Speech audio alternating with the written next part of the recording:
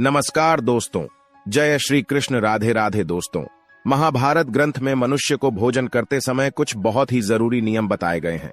अगर कोई मनुष्य इन नियमों का पालन करते हुए भोजन करता है तो उसे आरोग्य के साथ ही सुख, समृद्धि और वैभव की प्राप्ति होती है। शास्त्रों में बताए गए ये नियम वैज्ञानिक दृष्टिकोण से भी परिपूर्ण हैं। इस प्रकार से भोजन करने पर मनुष्य सभी देवी देवताओं का आशीर्वाद प्राप्त करता है। अतः आप भी भोजन करते समय इन नियमों का पालन अवश्य करें। तो आइए जान लेते हैं वह कौन से नियम है। पर उससे पहले अगर आपने चैनल को सब्सक्राइब नहीं किया है तो इसे सब्सक्राइब कर ले लीजिए, ताकि आपको ऐसे ही आध्यात्मिक जानकारी वाले वीडियो देखने को मिल सके। दोस्तों, सबसे पहली बात, भोजन करने से पहले 5 अंग दो। हाथ दो, पैर और मुख, इनको अच्छी तरह से धोकर ही भोजन करना चाहिए। भोजन से पहले अन्य देवता एवं अन्नपूर्णा माता की स्तुति करके उनका धन्यवाद देते हुए तथा सभी भूखे प्राणियों को भोजन प्राप्त हो, ईश्वर से ऐसी प्रार्थना करके ही भोजन की शुरुआत करनी चाहिए। भोजन बनाने वाली महिलाओं को इस स्नान करके ही शुद्ध मन से मंत्र जाप करते हुए रसोई घर में भोजन बनाना चाहिए। सबसे पहले 3 रोटियां एक गाय के लिए, एक कुत्ते के लिए और एक काव्य के लिए अलग निकालकर फिर अग्निदेव को भोग लगाकर ही घर वालों को खिलाना चाहिए। भोजन एक स्थानीय बैठकर ही सभी के साथ करें। प्रयास यही करना चाहिए कि परिवार के सभी सदस्यों के साथ मिल बैठकर ही भोजन किया जाए। नियमानुसार अलग अलग भोजन करने से परिवार के सदस्यों में प्रेम और एकता कायम नहीं हो पाती है। भोजन का समय प्रातः और सायं ही भोजन का विधान है, क्योंकि पाचन क्रिया की जठराग्नि सूर्य उदय से 2 घंटे बाद तक एवं सूर्यास्त से 2.5 घंटे पहले तक प्रबल रहती है। जो व्यक्ति सिर्फ एक समय भोजन करता है वह योगी है, और जो 2 समय भोजन करता है वह होगी।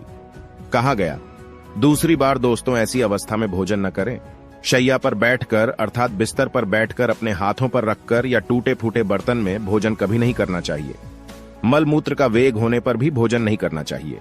कला अथवा क्लेश के माहौल में भी भोजन करना अनुचित माना गया है। अधिक शोर शराबे के स्थान पर भी भोजन करना उचित नहीं। पीपल एवं वट वृक्ष के नीचे बैठकर भी भोज नहीं करना चाहिए। परोसी हुए भोजन की कभी निंदा नहीं करनी चाहिए। खड़े खड़े भोजन करना भी अनुचित माना गया है। जूते पहनकर या सिर ढककर भी भोजन नहीं करना चाहिए। आइए अब जानते हैं भोजन कैसा होना चाहिए। बहुत तीखा या बहुत मीठा भोजन भी नहीं करना चाहिए। किसी के द्वारा छोड़ा हुआ भोजन भी कभी ग्रहण नहीं करना चाहिए। आधा खाया हुआ फल या मिठाइयां आदि फिर से नहीं खानी चाहिए। खाना छोड़कर उठ जाने पर दोबारा भोजन कभी नहीं करना चाहिए।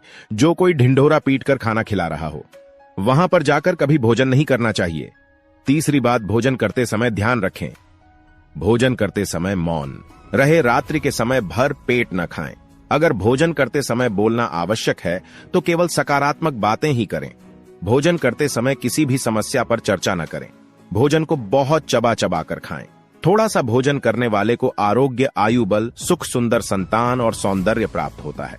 चौथी बार, भोजन के पश्चात ज्ञान नहीं करना चाहिए। भोजन के तुरंत बाद पानी या चाय नहीं पीना चाहिए। भोजन के पश्चात दौड़ना आदि प्रकार के कार्य नहीं करना चाहिए। भोजन के बाद क्या करें? दोस्तों, दिन में भोजन करने के पश्चात टहलना चाहिए और रात्रि के समय 100 कदम टहलकर बाईं करवट में लेटना अथवा वज्रासन में बैठने से भोजन का पाचन अच्छे से होता है। भोजन के 1 घंटे बाद मीठा दूध एवं फल खाने से भोजन का पाचन अच्छे तक ऐसे होता है। भीष्म पितामह ने अर्जुन को दिए हुए संदेशों में कहा गया है कि जिस थाली को किसी का पैर लग जाए उस थाली का त्याग करना चाहिए। ऐसी थाली विष्ठा के समान त्याज्य होती है। भीष्म पितामह कहते हैं कि भोजन के दौरान हाल ही में बाढ़ आने पर उसे वहीं पर छोड़ देना चाहिए। बाल आने के बाद भी खाए जाने वाले भोजन से दरिद्रता का सामना करना पड़ सकता है। भोजन पूर्व जिस थाली को कोई लांघकर गया हो ऐसे भोजन को भी कभी ग्रहण नहीं करना चाहिए। भीष्म पितामह ने अर्जुन को बताया कि एक ही थाली में भाई भाई भोजन करें तो वहां अमृत के समान हो जाता है। ऐसे भोजन से धन, धान्य, स्वास्थ्य और लक्ष्मी की वृद्धि होती है। भीष्म पितामह के अनुसार पति पत्नी को एक ही थाली में भोजन करने को निषिद्ध माना गया है। भीष्म पितामह के अनुसार एक ही थाली में पति पत्नी भोजन करते हैं तो ऐसी थाली मादक पदार्थों से भरी मानी जाने वाली होती है। पत्नी को पति के भोजन उपरांत थी भोजन करना चाहिए। इससे घर में सुख समृद्धि बढ़ती है। तो दोस्तों, ये थी वह महत्वपूर्ण बातें जो महाभारत में बताई गई हैं। अगर यह जानकारी आपको पसंद आई हो तो वीडियो को लाइक करें और कमेंट में जय श्री कृष्ण जय श्रीमन नारायण जरूर लिखें। धन्यवाद।